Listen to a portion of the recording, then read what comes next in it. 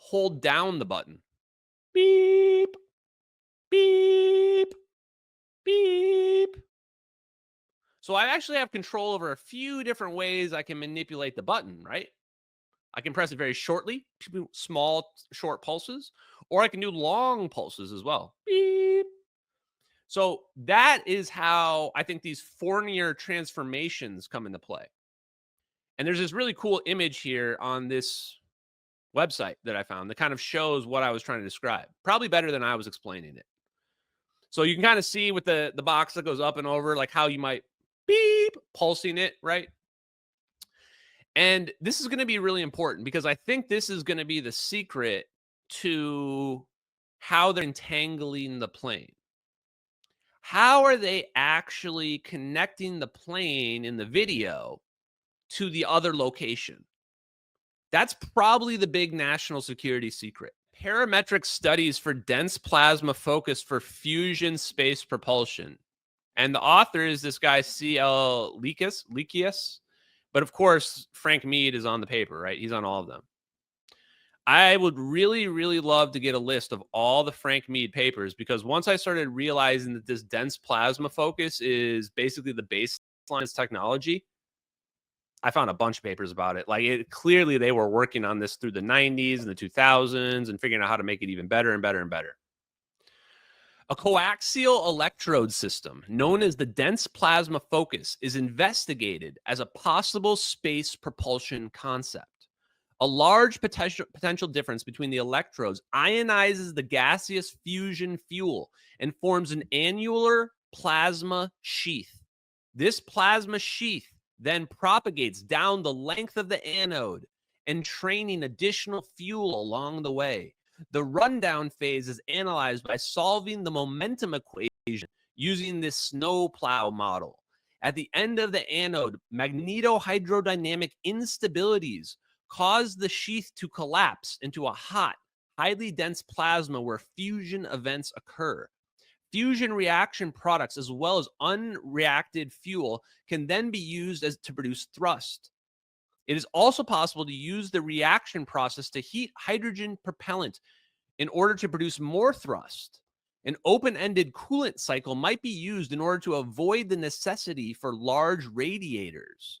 In this way, the heated coolant can be used to drive a turbo generator to produce electricity before it is exhausted as propellant. Like they were looking at this for how to make the plasma orbs. My guess is if we were to look inside the orbs, we would see an advanced version of something like this.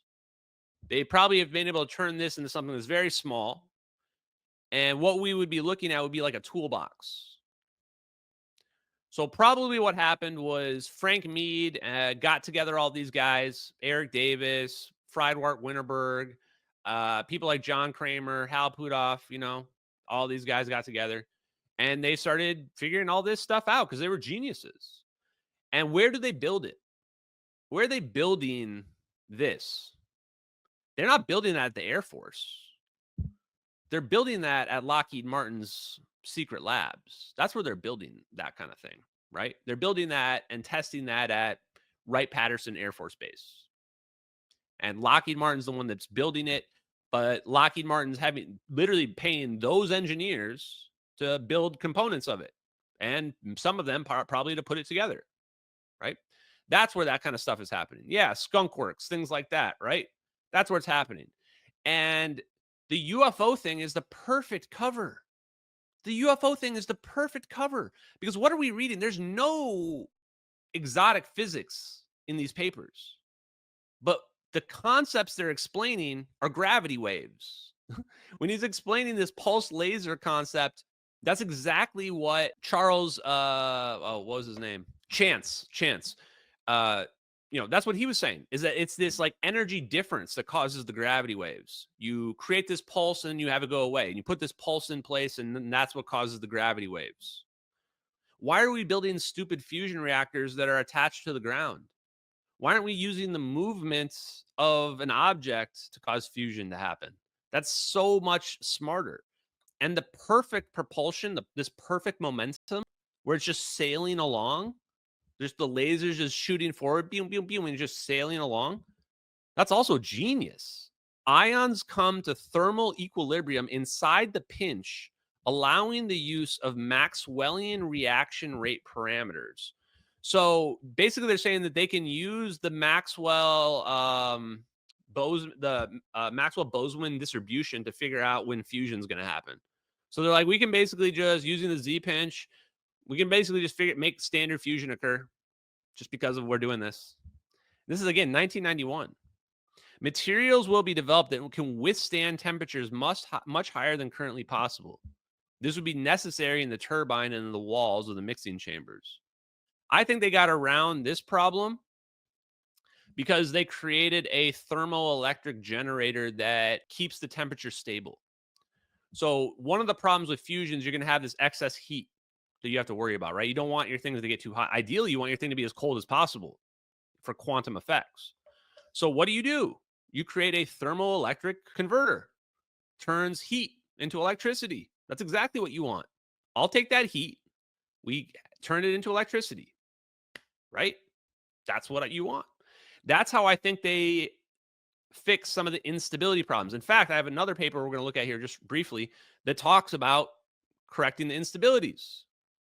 Confinement times can be increased about 100 times to allow for good fusion burn.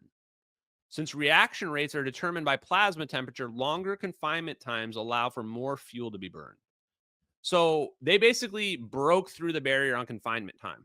One of the main factors for fusion is confinement time. How long can you keep the thing confined before it eats through the metal, eats through the actual like containment? And clearly they got to a point where the confinement time is long enough now where they can teleport stuff. So, that was 10 years ago. Presumably they have perfect confinement, like perfect confinement. And once you have perfect confinement, you can create a fusion reaction at will. And so the reason why they're so terrified, the reason why this is a national security risk is it's easy to produce this. Once you get electromagnetic effects that are powerful enough, it becomes easy to cause these insane teleportation type effects to occur. And I think they're afraid that you look forward and you say, well, everybody's going to have access to these. Everybody's going to have their own personal orbs in the near future. And how does the world react to that?